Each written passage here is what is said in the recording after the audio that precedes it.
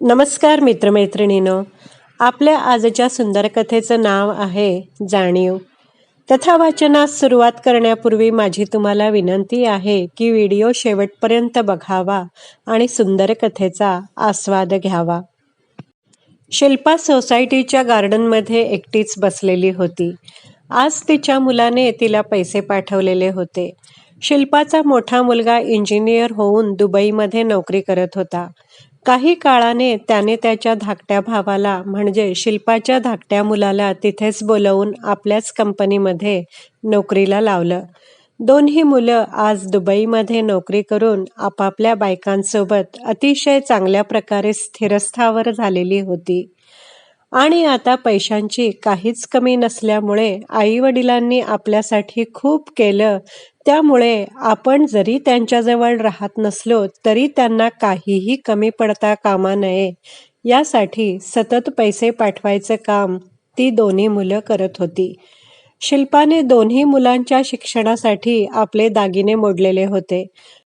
त्यामुळे आज मोठ्या मुलाने प्रमोशन झाल्यावर मिळालेल्या वाढीव पगारातून शिल्पाला पैसे पाठवले आणि वामन हरी पेठेतून अतिशय सुंदर पाटल्या करून हातात घाल असा निरोपही सोबत पाठवला.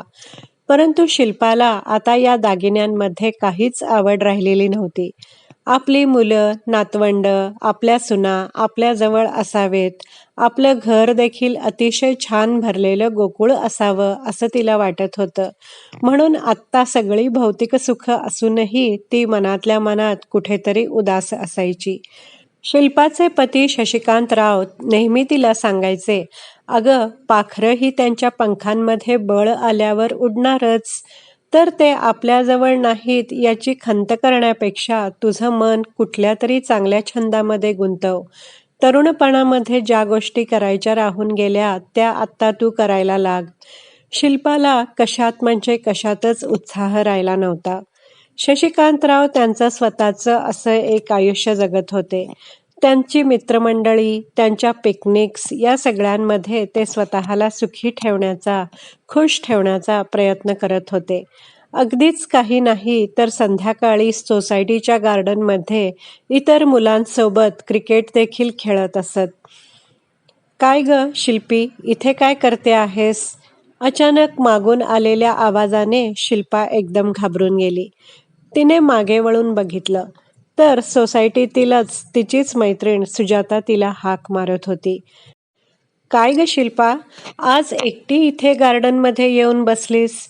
आपल्या नेहमीच्या ग्रुपमध्ये नाही आलीस? सुजाताने तिला विचारलं. काय करू येऊन तरी? नेहमीच्या ग्रुपवर कंटाळा येतो मला. घरामध्ये आम्ही दोघेच एकमेकांच्या तोंडाकडे बघणारे. मुलांना याची जाणीवच नाही. आज माझ्या मुलाने मला पैसे पाठवून सांगितलं की वामन हरी पेठेतून बांगड्या कर. अरे पण तुम्ही लोक जर जवळ नसाल तर दागिन्यांमध्ये पैशांमध्ये तरी मी कसलं सुख शोधणार? शिल्पाने आपल्या मनातली खंत सुजाताला बोलून दाखवली. सुजाताने तिला समजावलं. असू दे ग, किमान तुझी मुलं तुझी काळजी तरी करतात. तू तरुणपणामध्ये त्यांच्यासाठी घेतलेल्या कष्टाची जाणीव तरी त्यांनी ठेवली आहे. आपल्या आईने आपल्या शिक्षणासाठी दागिने मोडले या गोष्टीची जाणीव ठेवून त्यांनी तुला पैसे पाठवले. ह्याच्यामध्ये तू आनंद शोध ना. अगं पण नुसते पैसे पाठवून काय उपयोग आहे त्याचा? सुजाता सांग तू मला. शिल्पा, अगं आनंद नाहीये, पण किमान तुम्हाला कोणासमोर हात तरी पसरावे लागत नाहीत याचा विचार राहू दे ना. सुजाता, तुला काय ग? आज तुझी दोन्ही मुलं आणि सुना तुझ्या जवळच आहेत. किती छान गोकुळासारखं घर आहे तुझं, नातवंडांनी भरलेलं. तुला काय कुठलीही अडचण आली की तुझी दोन्ही मुलं सुना तुझ्या जवळ आहेत. आम्हाला इथे कोण आहे ग? शिल्पा, चुकतेस तू. मुलं सुना जवळ असले म्हणून आपल्या आई वडिलांना बघतातच असं नसतं. सुजाताने आपल्या मनातलं दुःख शिल्पाला बोलून दाखवलं आणि डोळ्यातून आलेले अश्रू पुसले. शिल्पाने ते पाहिले. असं का बोलतेस सुजाता तू? शिल्पाने तिला विचारलं. अगं शिल्पे, वरवरून आमचं घर गोकुळासारखं दिसत असलं तरी आतमध्ये काय चाललं आहे हे तू मला विचार. आज मी तुला सगळं खरं सांगते. अगं, माझी दोन्ही मुलं देखील तुझ्या मुलांसारखीच शिकली म्हणजे काय ग? मी त्यांना बळजबरीने ओढून अभ्यासाला बसवलं म्हणून ती शिकली. का तर दोघांनी आपल्या पायावर उभं राहावं व्यवस्थित. त्यांना शिकवून त्यांची लग्न करून दिली. आमच्या तरुणपणातलं सगळंच्या सगळं सेव्हिंग्ज त्यांच्या शिक्षणाला दिलं. माझ्या अंगावरचे दागिने मोडले. का तर यांच्या शिक्षणासाठी. त्यांनी शिक्षण घेतलं, नोकऱ्या करायला सुरुवात केली. कालांतराने लग्न करून दिली. दोघांनाही बायका आल्या. त्याही आता नोकऱ्या करायला लागल्या. तुला असं वाटत असेल की आमच्या घरामध्ये आज मुलं जवळ आहेत. आमचं घर तर तुला माहीत आहे. या बिल्डिंगमध्ये आपल्या सगळ्यांचे फ्लॅट 2 BHK आहेत. आता आपली परिस्थिती अगदी श्रीमंतीची नाही आहे की आपल्याला कुठे वडिलोपार्जित प्रॉपर्टी मिळाली आहे की आपण 2 घरं करू शकतो. आज त्या घरामध्ये आम्ही 8-9 जण एकत्र राहतो. घरात 2 बेडरूम्स आहेत. आमची रवानगी कायम दिवाणखान्यामध्ये. का पण पहिल्यांदा जेव्हा मुलं लहान होती तेव्हा एका बेडरूममध्ये सासू सासरे राहायचे आणि एका बेडरूममध्ये दोन्ही मुलं. माझी आणि माझ्या नवऱ्याची रवानगी हॉलमध्येच होती. आणि आता काय, कालांतराने सासू सासरे गेले तर दोन्ही मुलांची लग्न झाली. आता दोन्ही मुलांना त्यांच्या बायकांना वेगवेगळ्या रूम आहेत. त्यामुळे जे घर आम्ही कष्टाने उभं केलं तरी देखील आम्ही हॉलमध्येच राहिलो. आज किमान तू तुझ्या घरामध्ये प्रत्येक खोलीमध्ये स्वतंत्रपणे वावरू शकतेस. हवं तेव्हा तिथे बसू शकतेस, झोपू शकतेस. पण मला ते स्वातंत्र्य कधीच नाहीये ग. जसं तू तुझ्या मुलांच्या शिक्षणासाठी दागिने मोडले तसे मी देखील मोडले होते.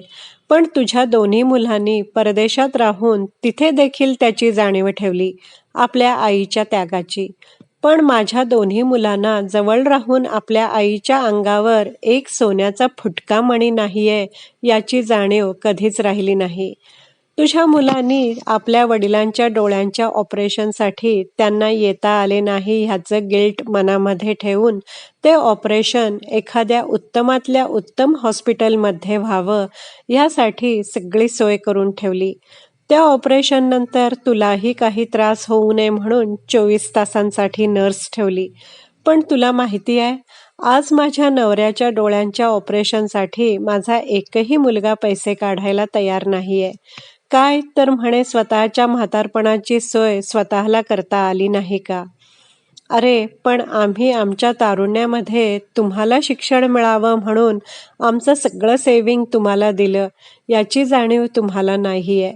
आज मी एका संस्थेची माहिती वाचली. त्यामध्ये कमी पैशांमध्ये डोळ्यांचं ऑपरेशन केलं जातं. आता पुढच्या आठवड्यामध्ये जाऊन मी तिथे माझ्या नवऱ्याच्या डोळ्याचं ऑपरेशन करून आणणार आहे. पण ऑपरेशन करूनही आम्हाला आरामासाठी काही वेगळी रूम मिळणार नाहीये. आज तुला असं वाटतंय की माझी नातवंड माझ्याजवळ आहेत. अगं, पण तीच नातवंड सांभाळायला आमची गुडघेदुखी बाजूला ठेवायला लागते. वर आम्हाला हेही ऐकवलं जातं की त्यात काय झालं, घरात आहात ना, सांभाळा दोन्ही नातवंडांना. काय फरक पडतो? आधी आम्ही आमच्या सासू सासऱ्यांसाठी केलं, मग आमचा संसार केला आणि आता काय, यांची मुलं आणि यांचा संसार सांभाळतो आहे. आता किमान तू आणि तुझा नवरा रिटायरमेंट नंतरचं आयुष्य सुखाने जगताय. तुझा नवरा स्वतःचा छंद जोपासू शकतो. तुला सुद्धा तुझ्यासाठी वेळ मिळू शकतो. पण आम्ही आमची मुलं सुना जवळ असून आमच्यासाठी 5 मिनिटांचा वेळ काढू नाही शकत. एक लक्षात ठेव शिल्पा, मुलं जवळ असावीत की लांब हे महत्त्वाचं नसतं. आपली मुलं कर्तबगार आणि परिस्थितीची जाणीव ठेवणारी असावीत. आपल्या आई-वडिलांनी केलेल्या त्यागाची जाणीव ठेवणारी असावीत. तुझी मुलं परदेशात स्थायिक असली तरी देखील त्यांना तुझी जाणीव आहे. आपल्या आई-वडिलांनी केलेल्या कष्टाची जाणीव आहे. आणि माझी मुलं माझ्या जवळ असूनही त्यांना माझ्या कष्टाची, मी केलेल्या त्यागाची जाणीव नाही. शिल्पा, गेल्या वर्षी तुझ्या दोन्ही मुलांनी कोथरूडजवळ आलेल्या एका स्कीममध्ये फ्लॅट घेतले. इतका आनंद झाला बघून मला. मला असं वाटलं की माझ्या एका तरी मुलानं स्वतःचं असलं घर घ्यावं. किमान आम्ही ज्या फ्लॅटमध्ये राहतो त्या फ्लॅटसाठी दोन्ही भावांनी एकमेकांच्या समोर उभं राहू नये, एकमेकांशी भांडू नये. पण आमच्या नशिबात ते सुख नाही. आज तुझी दोन्ही मुलं तुमच्या प्रॉपर्टीसाठी एकमेकांशी भांडणार नाहीत, कारण त्यांनी त्यांची सोय आधीच करून ठेवली आहे. खरं तर ना, मी तुझ्याशी दुपारी बोलायला येणारच होते. माझ्या धाकट्या मुलाच्या नोकरीचं काही खरं वाटत नाहीये ग.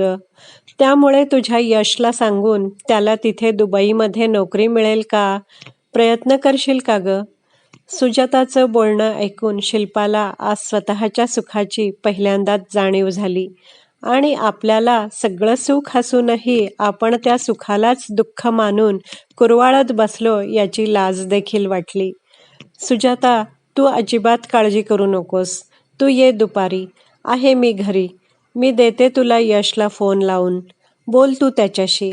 आणि जर तुझ्या धाकट्या मुलाला तिथे नोकरी लागत असेल तर ताबडतोब त्याला दुबईला पाठवून दे. अगं, तुझी जबाबदारी 50% तरी कमी होईल आणि थोडा वेळ तुला तुझ्या नवऱ्यासाठी मिळेल. सुजाताने कृतज्ञतेच्या भावनेने शिल्पाकडे पाहिले आणि बोलली, आता मला निघायला हवं. अगं बस की, शिल्पाने सुजाताला सांगितलं. बसून कसं चालेल? मोठ्या मुलाचा मुलगा शाळेतून येणार आहे. त्याला खायला घालून क्लासला पाठवायचं आहे. परत संध्याकाळच्या स्वयंपाकाची तयारी करायची आहे. संसार संपून कितीतरी वर्ष झालेल्या सुजाताला बघून शिल्पाला आपलं आयुष्य खूप सुंदर वाटलं. खरंच, मुलं सुना जवळ असणं हे दरवेळेला गोकुळच असतं असं नाही. बऱ्याचदा घरातील ज्येष्ठ मंडळींना एक प्रकारचा बंदिवास देखील असू शकतो. हल्लीच्या काळी बऱ्याचदा मुलं परदेशामध्ये स्थायिक झालेली असतात. दरवेळेला त्या मुलांच्या चुका किंवा त्यांची नकारात्मक बाजू दाखवण्यापेक्षा मी आज एक सकारात्मक बाजू दाखवण्याचा तुम्हाला प्रयत्न केला आहे. आशा करते ही कथा तुम्हाला नक्कीच आवडली असेल. कथा आवडली असल्यास व्हिडिओला लाईक करा, शेअर करा, कमेंट करा. माझ्या चॅनलला सबस्क्राईब करायला विसरू नका. व्हिडिओ पाहिल्याबद्दल धन्यवाद.